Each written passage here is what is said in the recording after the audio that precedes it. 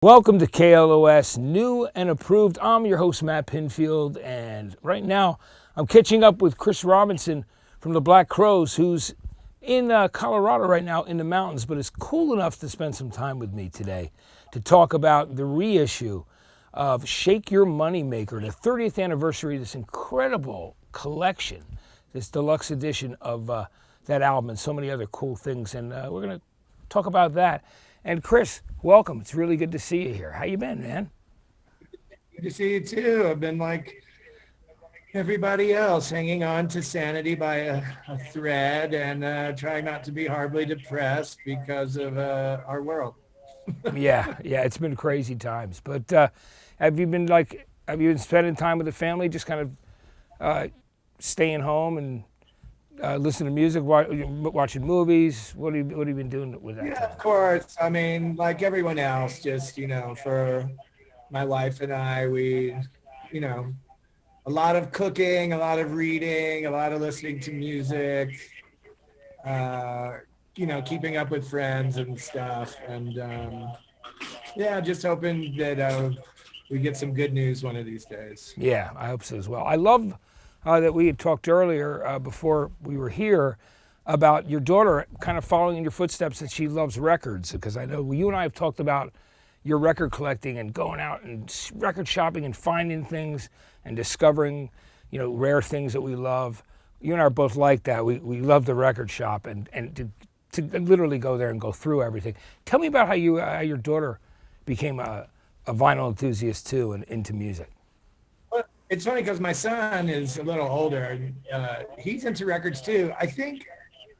I imagine it's the way I got into records. My parents had a lot of records, and I saw or I read something a few years ago that in the from the early mid 50s to the like early 70s, the average family had like 6 or 7 albums. Yeah. And my parents probably had 250, 300 records, of all sorts of everything from Johnny Guitar Watson to Jimmy Driftwood to, Sam and Dave to Dave Brubeck or whatever, right? Mose Allison records. So and my dad was a folk singer, so we had a lot of roots music in the collection and jazz and stuff. So it was really like, in a way, just being able to run rampant through my parents' record collection. And I think I was just used to that. You know what I mean? Like, oh, and I always tell the story that a few years later, when we're in Mr. Crow's garden, there was REM, when Reckoning came out, REM played a free show at Legion Field at the University of Athens. And it was like a big deal for certain people of my age if you were at that show, right? And my friends and I went up to Athens for the weekend, and I'm standing by Wux Tree Records in Athens, and Pete Buck comes out holding like a huge stack of records, like from his waist to his chin, And I was like, oh, that's rock and roll stars. That's what you do if you're cool in a band. You buy lots of records. Like it was part of it.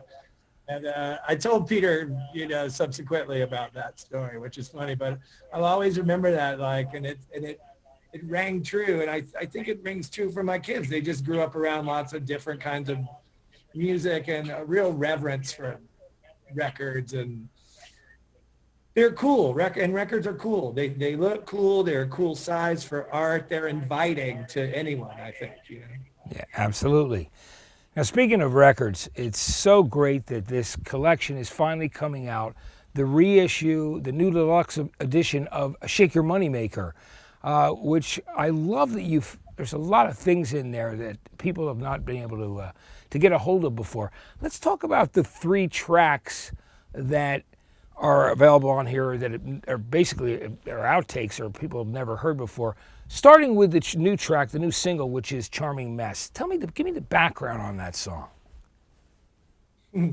I mean, the background is, we have to go back into the ancient history, the dusty annals of first century Black Crowes. I think Charming, I was so surprised to hear it after this time, I remember writing the song, we were trying to find our aesthetic, and I think for a good amount of time, we felt that was the first single. Like it had a chorus that we liked. I mean, the opening bit sounds a lot like Hot Legs, you know, and I've been saying in interviews, thank you, Mr. Stewart, for letting us use the song.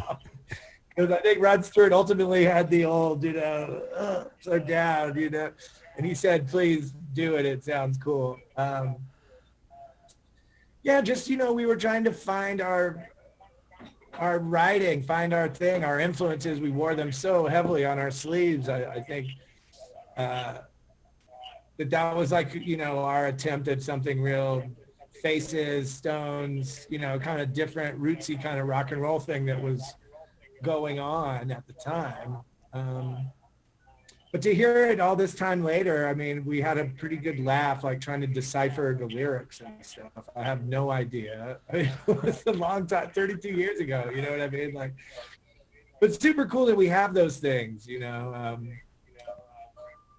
That's the first time, you know, that's the first, you know, we were 22, Rich was 20, 19, 20. That was the first time to be in a studio, to work on to start to figure out what your craft is about. You know, we were so lucky to have George Drakoulias walk us through the garden path, if you will, you know, and instill a real work ethic and still try different things, you know, like the covers, Jealous Guy and 30 Days in the Hole. You know, we love that kind of rock and roll. So yeah, let's try it. Let's see, you know, go ahead, kid. You've never been in the studio, sing a Rod Stewart and a Steve Marriott song or whatever, you know. Yeah, and we're really excited this stuff is finally becoming available. There's also some demos from your band before, Mr. Crow's Garden, of course. Tell me about that period, because obviously you were playing around places like Athens, Atlanta. Explain to me when you made that demo. Do you have the memory of when you actually made that demo, Chris? I mean, I don't have a super focused memory of that session, but that time was really, again, special because of the work we were putting into it. You know, we were so passionate about the music and such true believers about like what rock and roll could be and what it was. And like I said, I think Rich and I, you know, we enter this whole world of wanting to be in a band through the songwriting part of it. And George Drakoulias, who's, you know, his name loomed so large at this time in our life because he really was our everything. You know, he was our A&R guy. He was our producer. He was our taste maker in a way, you know, playing me records I hadn't heard and introducing us, I think, to a rock and roll vibe that we were more punk kids and indie rock kids, you know, and didn't really know about what was on MTV. And, you know, we were kind of weird that way. Well, it's amazing but to me. You know, oh, go ahead. Sorry. You were going to say? Yeah. Well, I'm just saying, it was just the writing all the time and working hard and doing little demos and singing them to George, and George like, that's pretty good, but it's not there, you know? So I just remember it as a time of great focus and great limitless energy for the work itself, you know? That's great. Now let's talk about when you covered Hard to Handle, because your version is so great. I mean, you know, obviously some people had done it live before, maybe like the Grateful Dead on some bootlegs, but when you guys covered that, there was something really special about doing Hard to Handle. First of all, the lineage to Georgia and to Otis Redding, who's just one of the greatest soul singers of all time. And you guys, you did the song in it was such a great version of it, true to the original, but put your own spin on it. Tell me about discovering that song for you when you first heard that. Yeah, well, I mean, like I said, I'm super lucky to have grown up in the South, in Atlanta, where I had access to all sorts of music, you know, folk music, R&B, soul, funk, early hip hop, jazz, like lots and lots of different things. And when I started to, you know, as much as we love the Rolling Stones and we love the Faces and Terry Reid and all this kind of, you know, Leon Russell and all this stuff, I think part of the thing was we had a lot of the same influences that those guys had when they were in their 20s. Like we love the Rolling Stones, but we listened to Chuck Berry and Muddy Waters just as much, you know, and I had been listening to some of that music before I was really into the Rolling Stones. So Otis Redding sort of falls into that thing of Stax and, you know, Booker T and the MGs and, you know, this regional Southern funky kind of music. And how do we incorporate that into like what we're doing? And it was my idea to do Hard to Handle. But George, again, was the one who kind of turns it into Walk This Way, you know? So it's kind of like, if you A-B Hard to Handle and Walk This Way, they're the same beats per minute. They're like the same breaks, you know what I mean? So that was really George's genius, again, to put it in a rock and roll place, you know? Yeah. Now, he remastered this version of Shake Your Money Maker, of course, for the box. It's got so many cool things in it. Do you have memories of the Atlanta homecoming shows that you did in 1990 when things started to take off with Shake Your Money Maker? Because there's an entire show here that's available. Yeah, of course. They were, things were really, you know, we'd been working for, I don't know, 8 or 9 months and had a platinum record, which was like crazy. But then things started to amp up, and that whole weekend, you know, Chuck Leavell came, the great Chuck Leavell from the Allman Brothers and the Rolling Stones, and he came to play, and we, you know, we're filming the concerts for video for She Talks to Angels was the next single. And the one thing that I will always remember is no matter what I've been in my life, I never was a thief. I didn't steal things, you know what I mean? But the one, I had a friend whose roommate had lent me Big Star's second, Radio City, on vinyl. This was before all the reissues have come out since. So it was kind of like, wow, it was hard to get a hold of that record. And I needed it so bad for that time in my life. And he had a pair of Beatle boots, and this guy was like in a band and, you know, did, you know, artwork and stuff. And I was like, dude, can I borrow those Beatle boots and that record? And I never gave them back to him. You know what I mean? I totally stole these items. So a couple of years go by, Black Crowes, you know, we've like taken off, blah, blah, blah. We come back home to Atlanta. We do a giant meet and greet. And the guy's like the 10th guy in line. And I know him, you know, and I'm like, he comes up to the table and I said, just wait here till I'm done. I have to talk to you. And I was like, man, I'm so sorry about the record and the boots, you know. And he was like, I can't believe that, you know. He was like, I just wanted to know if you remember doing it, you know. And I was like, it's killed me ever since, you know, this whole thing. That's what I remember most about that gig. Yeah. That's great. That's a great story. Now, I've got to ask you about how much you enjoyed before everything happened with COVID and you know, disappointingly and sadly, all touring got canceled and everybody was so excited to see the Shake Your Money Maker anniversary tour. I happened to be at the show at the Troubadour here in Los Angeles, and it was a fantastic show. I mean, I loved the performance. There was magic and chemistry there with you and Rich, and it felt so good. I mean, it was just a great show. And you ended with It's Only Rock and Roll. And what was cool is you kind of faked this out with Richie. Started with Star Star, just the beginning of that, and then went right into It's Only Rock and Roll, which I caught that and I went, oh, hey, I think they're doing Star Star. No, they're doing It's Only Rock and Roll. So that little Stones twist there at the end of the show. But people loved it. Everybody that was there was so excited. How did it feel getting on stage again, doing that whole record and just being there? Yeah, well, I mean, the whole full circle part of it, I think that felt amazing. But I think just to, like the first day Rich and I got back in the room for auditions for people, I kind of was like, oh, wow. You know what I mean? Like I forgot in the best way, you know what I mean? Like all the ugly stuff aside that Brothers and Rich and I, the way we would handle things, to go away from it for so long and for both of us to immerse ourselves in our solo careers and not being each other, you know what I mean? Even though that's painful as family, for us as brothers and as bandmates, it was amazing experience.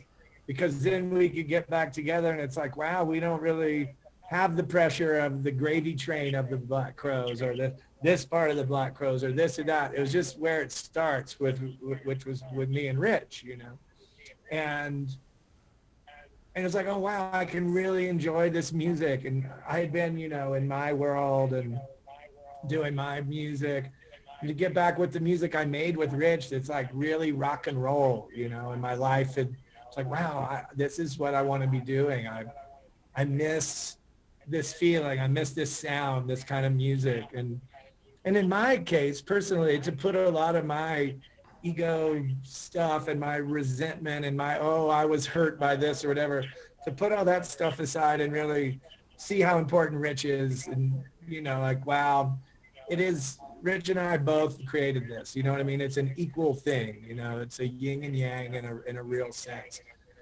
So by the time we're at the Troubadour and the shows and people are, you know, losing their minds and, again, focusing on Shake Your Moneymaker, celebrating this music and not having to bite off too much other stuff, like really, really made it uplifting to me and somehow, you know. Yeah, I mean, it was great. And, you know, the thing that people said as well is, I mean, you still had the swagger. I mean, you were great on stage. I mean, the performance was so strong. You know, it's oh, good, yeah. I guess we wouldn't be sitting here talking if it had really sucked. No, well, I'm glad it did. I gotta say that. I think it's awesome, and you know, I'm really excited about this 30th anniversary edition finally coming out, and I'm really excited that you still have tour dates booked for, you know, starting around June, and you'll be in Los Angeles if all things go well in September, towards the end of the tour, which we really look forward to seeing you. Yeah. Fingers crossed, man. I mean, you know, we're ready to go and play this music. And, you know, like I was saying before the whole world went topsy-turvy was, you know, the other thing I like about the year 2021 and what the Black Crowes do is, again, just like when we came out and we were playing a certain kind of rock and roll and a certain style with a certain swagger, yeah, certain vibe. We're still, it's different, of course, but that's still what it's about. You know, it's about, we're not out there with guys behind the stage with computers and in-ear monitors and being really like futuristic and like super slick. It's rock and roll, you know, it should be a little bit of a grease stain, you know what I mean? And I think that's what I'm excited about. And that's the thing that we love about it as well. Well, Chris, thanks for taking the time to hang out today. Really appreciate catch. It's great to see you. Man. Great to see you, Matt. Good to see you too. I'll see you I guess I'll see you at Amoeba one day. Yeah, we'll either run into each other record shopping or we'll find each other and go record shopping. Something like that. It'd be great. Love to do that. I'm down. All right. You take care, Chris. Thanks again. Really appreciate it. Everyone be safe out there. You got it. Take care. Okay, everyone. Hope you enjoyed that. Chris Robin's so great, by the way, and can't wait until those tour dates come and you get to see them live, because the show was phenomenal. I mean, like I said, as great as ever. Really, really they were. It was so amazing that night. I know everybody in the Los Angeles area in Southern California that was at that show. And I know people that drove up from San Diego, from Death Valley, everywhere to see that show. And everybody left just so happy. Anyway, don't forget the special deluxe edition of Shake Your Moneymaker is coming your way very soon. Anyway, thanks so much for watching. I'm Matt Pinfield for KLOS New and Approved. And I'll put the date on there too. Guys, that was Chris. That was great, man. It was cool. I really loved it. Catching up with you. I appreciate it. You know, thanks. Good luck with the new show, man. Yeah, I appreciate it. Thank you, Chris. And I'll see you soon. Definitely on the other side of when things clean up a bit here. But I love the story about your kids being into the records too. It's just so cool, man. You know, and thanks for the Slash story too. That's great. And until they have fucking jobs, I have to pay for them. So cool. Yeah. Good. Great hobby, kids. You know, I got to tell you, it's the same thing. My daughter moved from New York in with me out here in LA because of the same thing with everything being closed down. So that's what we're doing. You know, it's taking care of family right now, which is. It's what you got to do. That's what it's all about anyway.